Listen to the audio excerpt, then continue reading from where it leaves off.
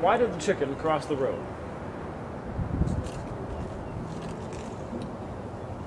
Porque el pollo pasar por la calle.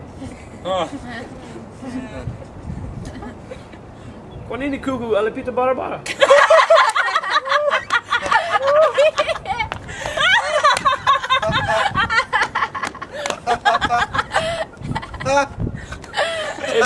Amen.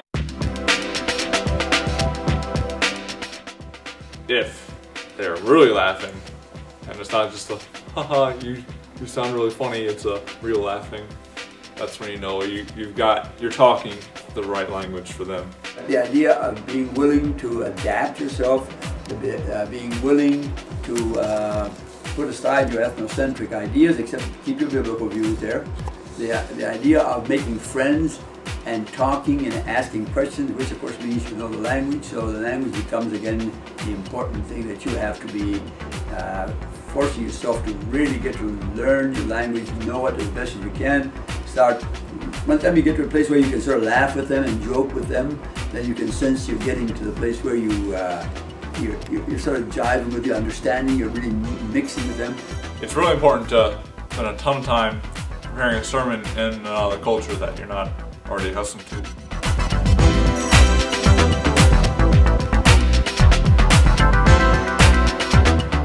We need to make sure that we're pointing people to Jesus and not to ourselves.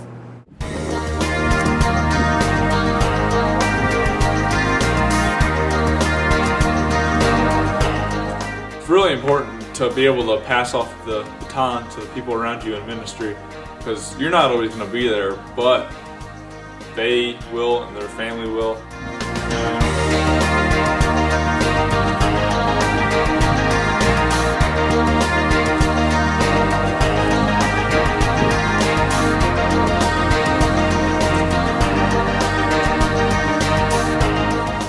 It's more important to realize that you need to be equipping them to work and in the ministry, in the country where you're at. And you can see, like in the video, some of the people are digging more than others, and that's just as long as they're doing something. And if there's enough people working, that's showing real effectiveness.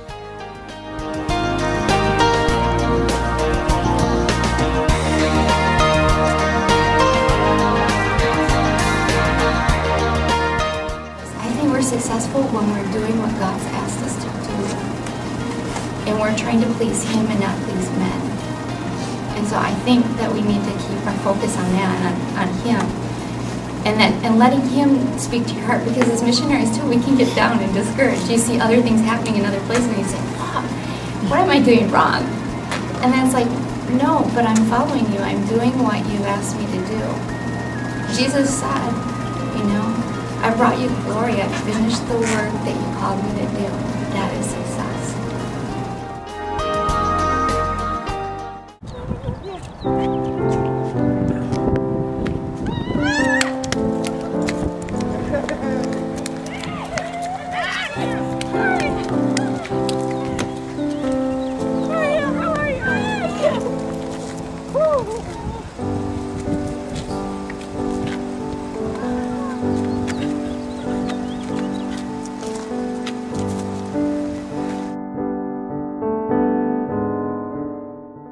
There are 4 re-entry patterns. 3 of them, however, are unhealthy.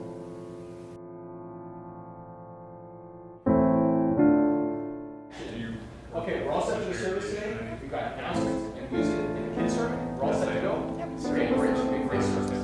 For sure. Okay.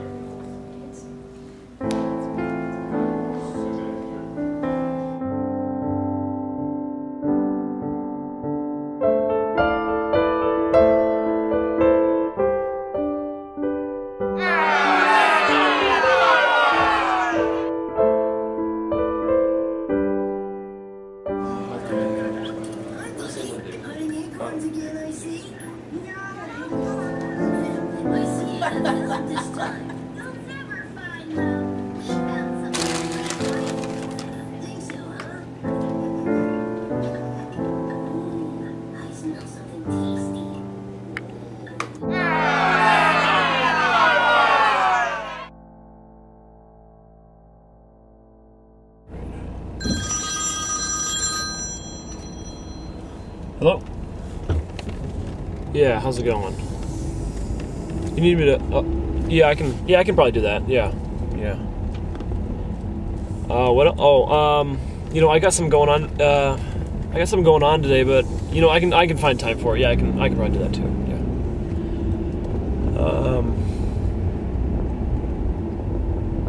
Yeah.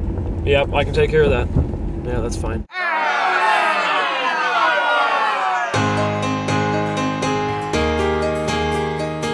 Okay, we're all set for the service today. We've got announcements, music, kids sermon, and you're doing scripture reading and prayer, right? Yeah. Okay, good. We're all on the same page. We're doing a great service today. Now we get it.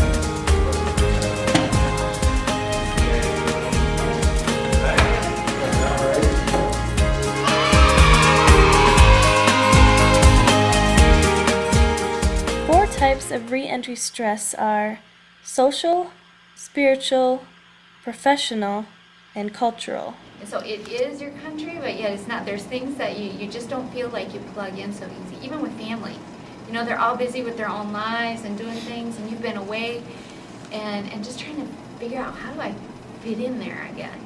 You know, and these connections, because you've changed so much and being in another place for a long time. You feel like in some ways I don't belong here, or it's just I'm different, and you see things from a different perspective as you get to different places. And I got back here, and it's like I appreciate a lot of things. I said, man, you know, go to Best Buy, it's like so much stuff. Yeah.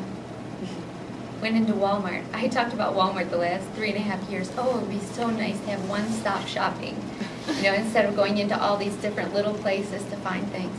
And I went in with my mom, and we quickly got through, but you know, I was exhausted. We spent 45 minutes over there, and I was exhausted. I said, Mom, there are so many choices.